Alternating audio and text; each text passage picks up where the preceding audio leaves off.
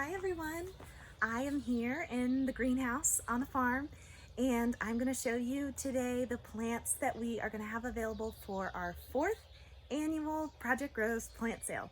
So usually the plant sale is a big event on the farm in the spring where we invite everyone to come out and we show you what's growing on the farm and you can peruse the plants and we make some tasty snacks. But this year obviously we have to do things a little bit differently. So since you won't be able to go through and peruse the plants before you buy them, we wanted to show you what plants we have, the different varieties, what they look like, so that you know when you're going through our online store what you'll be getting. The online store opens on Saturday, May 2nd at 8 a.m. So if you're watching this and it's after 8 a.m. on Saturday, May 2nd, you can go onto our Lulu's Local Food website and start shopping. So on the website you'll find all of these plants and it'll tell you the size pot and the price for each one. And the store will be open until Thursday, May 7th at midnight, which is the day before the pickup. And then pickup will be here on the farm on Friday, May 8th from 4 p.m. to 6 p.m. We're gonna do a drive-through pickup, so we'll get to see you all from afar and wave and put your plants in your trunk so that then y'all can go home and start planting your gardens. So if you're watching this and it's the weekend before, now's a good time to get your garden prepped because we've got all your plants waiting here for you to put in the ground. So I'm gonna start going through our inventory here and show you what we got. Okay, so I wanted to start by showing you some of the tomato plants. Tomatoes are one of the most popular items at our plant sale every year, so we have a wide variety of different kinds. We do heirlooms, hybrids, and cherry tomatoes, but we have the biggest variety of heirlooms and cherry tomatoes. So these are both heirloom plants. I wanted to give you a sense of how big your plants will be.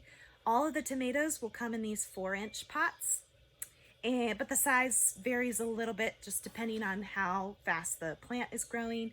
So some of the ones that are maybe a little bit on the smaller side will be about this big. This is an Ozark pink plant. And then some of the largest plants that we have are about this size, so you can see the difference here. I'm filming this a week before the pickup, so they'll have a little bit more time to grow, so they'll be a little bit bigger than this. This one, the bigger one, is a Cherokee Purple. So these are two of our heirloom varieties. We also have yellow brandywine and red brandywine. We have Mortgage Lifter. We have Old German and Mr. Stripey. So all different colors of heirloom tomatoes. Then we also have a lot of different cherry tomato varieties. There's black cherry, white cherry, there's pink bumblebee, which is a new variety that we did on the farm last year that we really liked. It's a really pretty but a larger cherry tomato. It has a pretty striping of different colors on it. And then we also have sun gold cherry tomatoes, which is always a popular one, especially with kids. And then we have Sakura, which is a red, kind of classic red cherry tomato. And maybe some others that I'm forgetting, but the whole inventory and all the different heirlooms, all the different varieties of tomatoes is on the online store, and most of them have pictures to accompany them that we've taken on the farm over the past few years, because these are all varieties that we grow on the farm. So these are varieties that we really like and we think will be great for your garden. Okay, I wanted to go through and just give you a close-up of some of these plants and the varieties that we have so you can see the size and get a feel for what the plants look like. You can tell they're nice and green, really healthy. So here's Cherokee Purple and Old German. This one here is Martha Washington. That's a hybrid variety. This is Mr. Stripey. Rutgers. Rutgers is a classic red slicer, so that's a really popular one that we have. These are the pink bumblebee. You can see some of the cherry tomatoes are starting to put out their very first flowers already. Black cherry is next. Here's the Sakura and the pink bumblebee. More flowers on the Sakura there in the back. White cherry, Sun Gold, Mortgage Lifter, and then these are the Brandywines on the end. If you know Brandywines, you know that's the one variety that you can tell the difference just by looking at the plant. They have the different leaves than all the rest of the varieties. Their leaves look like this. So we have red Brandywine and yellow Brandywine. Both of them have these rounded leaves. So those are the tomato plants. Hopefully that gives you a good idea of the selection that we have and what your plants will look like when you pick them up. Okay, so next up are the eggplant. Here are some of our eggplant plants. We are doing 3 different varieties of eggplant this year. We have Traviata, which is a classic Italian eggplant, just a nice, big, dark, deep purple, almost black eggplant. Then we have Listata, which is a smaller eggplant. It is the purple and white striped. It's really beautiful, but the fruits don't get as big as the classic Italian eggplants. And then we also have a third one. I wasn't able to hold all 3, which is Orient Express, which is an Asian eggplant. So that's the longer, elongated fruits. Those ones are really great. Those have become my favorite. The texture of the fruit on the Asian eggplant is just really nice. One thing to know if you're growing eggplant in your home garden is that it's super pest prone. So you want to make sure that you take precautions to keep the pests off your plants. So they're looking really great and healthy right now. But this is one that when we plant them in the field at the farm, we have to make sure that we keep the pests off. So what we use primarily is the floating row cover. So if you've been out here, you know that we use a lot of that. That's a organic pest management practice that's really commonly used as an exclusion method to keep the pests off the plants. So that's something that you could try at home. That's pretty easy to set up, especially if you just have a few plants, just to cover them up and then uncover them when they start to flower and when you're ready to start harvesting the fruit. So these are eggplant. Okay, next up we have our peppers. So the peppers and the eggplant are also in these 4-inch pots, but the plants are definitely smaller than the tomato plants. So we have Carmen, which is one of our favorites on the farm. It is the sweetest sweet pepper. It kind of is deceiving to a lot of folks because the fruits are a different shape. They're kind of that horn shape. So they're long, they're still big like and thick like a bell pepper, but they have that long horn shape instead of that rounded shape. So a lot of times people see the fruit and think that it's a spicy pepper, but it's not. It's super sweet. So if you're looking for a really good sweet pepper, Carmen is definitely one of our favorites. We're also doing some bell peppers. So we have Olympus, which is just a classic red bell pepper. You can harvest it green before it's ripe, or you can let it ripen and harvest it when it's red. So that's a really good one if you like to do stuffed peppers. Olympus works really well for that. Then we also this year have Escamillo, which is a good companion to Carmen. It's the similar shape to Carmen, but it's a yellow pepper, also a sweet pepper. And then for the hot peppers, we have jalapenos. So that one most people are familiar with. If you like spicy peppers, that's our spicy pepper variety. So here are the pepper plants. Next up, we have our 4 packs of greens. So that includes Chinese cabbage, kale, chard, and well, actually 2 different kinds of kale, curly kale and a dinosaur kale. So I'm going to show you what those look like. The Chinese cabbage is new this year. We didn't do this one last year, but all of the greens are in these 4 packs. So you can see the size of the 4 pack. And then, so they each have 4 plants. So the Chinese cabbage is 4 Chinese cabbage plants. So that's a Napa cabbage that we have here. Then we have 4 packs of kale. So there's 2 curly kales and 2 dinosaur kales. So let's see, the curly kale variety that we're doing is winter boar, and then the dinosaur kale variety is black magic. Then we have rainbow chard. So some of these 4-packs are all chard, 4 chard plants. So you can see some different colors in there, some pink and white and yellow. Each 4-pack will be a little bit different.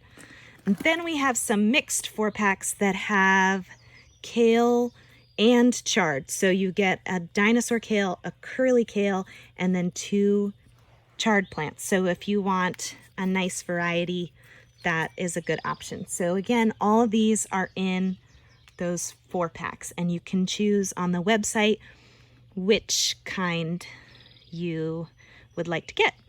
One last greens 4-pack to show you.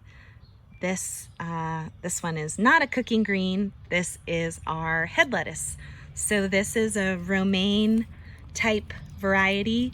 So these are also coming in 4-packs, and you'll get 4 heads of lettuce out of this. So you can see what those look like, see about the size that they're in. Next, I'm going to show you some of our flowers, because those are also in that same 4-pack size. So we have 3 different kinds of flowers. We have marigolds, zinnias, which is this one here, and nasturtiums, which is this one here. So different combinations of the flowers. We have the marigolds in the 4-packs where you get 4 marigolds. We also have the zinnias in that same format where you can get 4 zinnias. Or we have 4-packs where you get 2 marigolds, 1 zinnia, and 1 nasturtium if you want to mix it up a little bit. And then I believe, let me double check, we have some where it's 2 and 2. So 2 zinnias and 2 marigolds. So depending on what combination you want, we have different formats of the flowers. So marigolds are a really great companion plant for your vegetable garden. So that's one of the reasons why we like to grow marigolds. This is a variety called Durango, which we really like. It gets nice and bushy and big. Then we have the zinnias are all different colors, so it'll vary depending on the plant that you get, what color you get. And we really like those because they just continue to put out flowers. They have a really long season, so you can go through and deadhead the old flowers, and then it'll put out new flowers. So they last for a really long time. So that's a nice one to have in your garden. And then the nasturtiums are an edible flower. So that is a fun one. Again, it lasts for a long season, and you can go through and harvest the flowers off and eat them, or put them on your salad, or make pretty dishes with them on top. And then the plant will continue to pump out even more flowers. So with those ones, the more you harvest the flowers on the nasturtiums, the more flowers you'll get. So if you really like them, you want to be harvesting them regularly so that they will produce more flowers. That's a fun one. The nasturtiums, we like to try those with the kids on the farm and have them taste the flowers. You can just pluck the whole flower and eat it. The nasturtiums, one thing to know about those is that in the summer months when it gets really hot, your flower production will go down a little bit. But then in the fall, you'll start to get more flowers again. So that's something to be aware of. That's just sort of the fluctuation of their flower production. So these are some of our flower 4-packs. Next up, I'm going to show you our herbs. So we have a lot of different kinds of herbs. I'm going to start with the annual herbs, and then I'll show you the perennial herbs. So first up, most popular, basil. So we just have Italian basil available. So this is what the basil plants will look like. All of the herbs are also in these 4-inch pots. So they vary in size a little bit depending on which herb it is in terms of how big the plant itself is, but the pots will all be this size. So this is just a classic Italian basil. It smells really good, and the plants are nice and big on these ones. So this is an annual. One of the questions we get a lot at the plant sale is about the best way to harvest the basil. So I wanted to show you on here how to harvest, since we won't be able to talk to you all, unfortunately, as much as usual to give you some gardening tips. When you're harvesting your basil at home, what you want to do is you want to harvest right above the new growth. So you can see these tiny little leaves here. There's 4, 2 on each side. That is the new growth. That's where your basil plant is going to, those leaves are going to get bigger and turn into leaves like this. So on this plant here, you could either harvest right here above that new growth, or you could come down a tier and harvest down here above this new growth right there. So often when we're making bunches of basil on the farm, we would harvest down here, so we'd have 2 tiers of leaves to bunch, and then this is where your plant will start to continue to grow. The more you pinch off the stem like that, the bushier your plant will get. If you let it grow, it'll start to get taller, and if you don't harvest often enough, your plant will try to bolt. So if you see your plant starting to produce flowers, that means you need to be pinching off the leaves more often. So you want your basil plant to last as long as possible, so that means you need to be harvesting regularly. So going through and pinching the stems right above the new growth. So hopefully that helps you with your basil plant to be able to harvest as much as you can and get as long of a season out of your basil as possible. So basil is really sensitive to the cold, so you don't want to put it out until after the last frost. And then just know that when the temperatures start to drop, it is an annual, so it will die eventually, but you'll get a lot of harvests off of it before that happens. Here are the other annual herbs that we have in the 4-inch pots. We have dill on the end here, cilantro in the middle, and stevia. Stevia is a new one that we did not do last year. So these are all annuals. That means that you will plant them and get a few harvests off of them, but these are a little bit of a shorter season than the basil. You want to make sure that you're cutting them regularly, same as the basil, so that they won't bolt quite as quickly. Cilantro is the one that is the most sensitive to the heat. So when it starts to get really hot, that one's really going to try to bolt. We did a variety that that doesn't bolt quite as quickly. So hopefully you'll get a bunch of cuttings off of this before it tries to bolt on you. And the stevia, this is a fun one for kids because the leaves are super sweet. So if you've never tried this before, I would recommend trying it. You can use it, crush it up, and sweeten drinks with it. So dill, cilantro, and stevia. Next up is parsley. So I'm doing parsley on its own because it kind of falls in its own category. Parsley is technically a biennial, so it's a longer season herb. It'll last you the whole growing season. And then typically it'll overwinter and then it won't flower until next year. So I have one in my garden at home that was from last year that's flowering right now. So this is the parsley that we're doing. It's an Italian parsley, so that is a flat leaf parsley. Okay, here are the perennial herbs. We have sage. This is a common sage, so that's a good culinary sage. And then here in the middle we have oregano. That's just an Italian oregano. And then on the end we have thyme. This is summertime. So also a good culinary thyme. There's lots of different kinds of thyme. Sometimes they are used as ground cover, but the one that we have available is a culinary variety. So these 3 are all perennials, so they should make it through the winter in your garden. We grow all 3 of these at the Project Rose farm. Next up, I'm going to show you some of our plants in the cucurbit family. So those are your vining plants. So that includes melons, cucumbers, summer squash.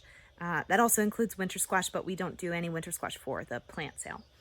So for starters, we have cantaloupe and watermelon. You'll notice that we do these in smaller pots. These are 3-inch round pots.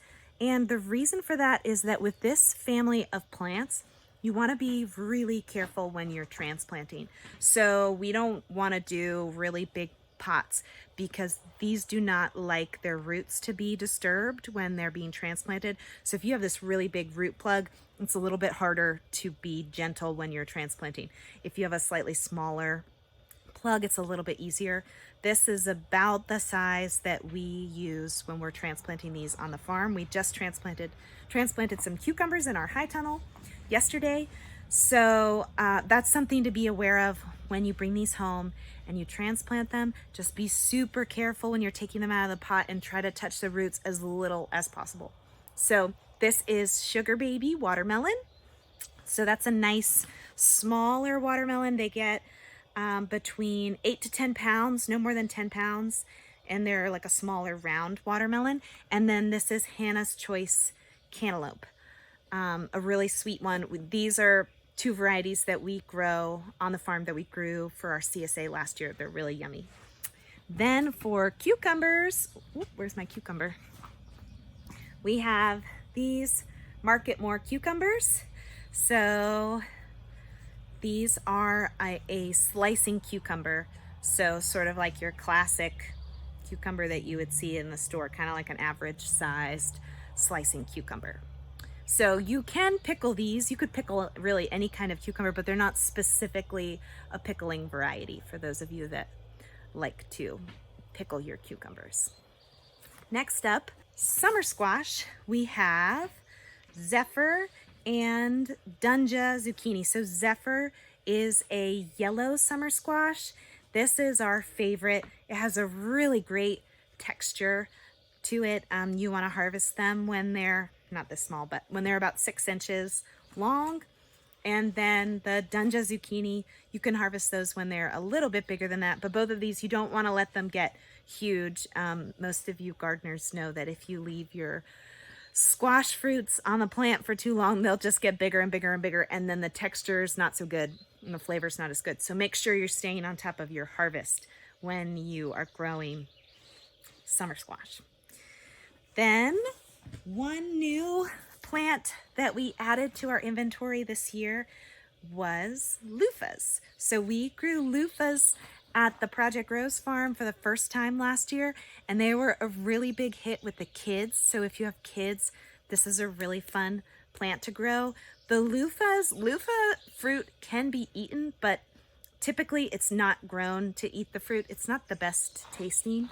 We grow the loofahs to make the sponges with them. So you use the fruit and you dry it, and then you can make a sponge. So it's a great project for kids. These plants get really big. They spread out even more than your summer squash plants do. So you need to make sure you have some room for them to creep through your garden. We put them in the raised beds and they were totally hanging out of the raised beds and in the aisles, and then the fruits get huge. So just know that they take up a little bit more space. They also are going to take the entire season to grow and let the fruits grow. And then the fruits, actually, you want them to start to dry out on the plant. So it'll be the fall before you'll be harvesting these loofahs. So there's lots of information online about the whole process if you want to make sponges. So if you get one of these, you should check that out. But this is a new item this year. One of the questions that we get most often at the plant sale is about growing these plants in pots.